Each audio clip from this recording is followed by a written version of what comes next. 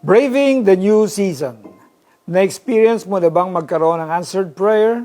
Like for a job, and after so many years of doing what God has called you to do, biglang may bagong opportunity na nabuksan para sa iyo.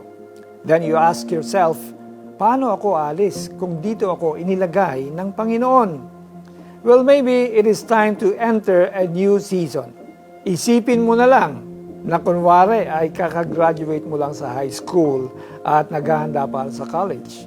Bihira na ngayong magkikita ng mga dati mong kaklase from your previous school at kailangan mo makipagkaibigan sa mga bagong kaklase. Mas mataas na ang level ng pag-aaral mo. Hindi mo rin alam if strict or accommodating ba ang new teachers mo.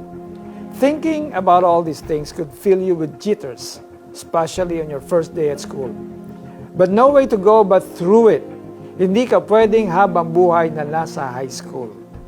Gaya ng moving up sa pag-aaral, may mga season sa buhay natin na kailangan nating i-graduate.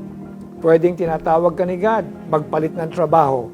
O kaya naman, ikakasal na ang mga anak mo at kailangan mong tanggapin na hindi na ikaw ang number one sa buhay niya. Or it could be moving into a new place far away from home. Ano man ang bagong season mo, dahil lagi kang handang i-fulfill ang purpose ng Diyos sa buhay mo, then you are assured that He is doing this for your own good. Kahit pa nakakakaba ang future, He will be with you in every step of the way. Be brave. Let's pray.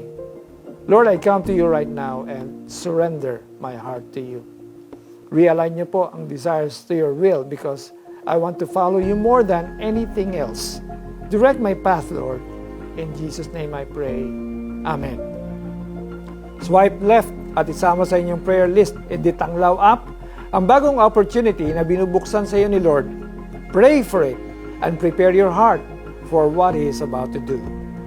Alam nating sa lahat ng bagay ay gumagawa ang Diyos para sa ikabubuti ng mga nagmamahal sa Kanya. Silang mga tinawag ayon sa Kanyang layunin. Mga taga-Roma 8:28. Ako po si Bishop Alex Tinsay na nagsasabing walang nasasayang sa buhay natin sapagkat nandiyan ang Diyos na siyang nagsasaayos ng lahat para sa ating ikabubuti. God bless you more.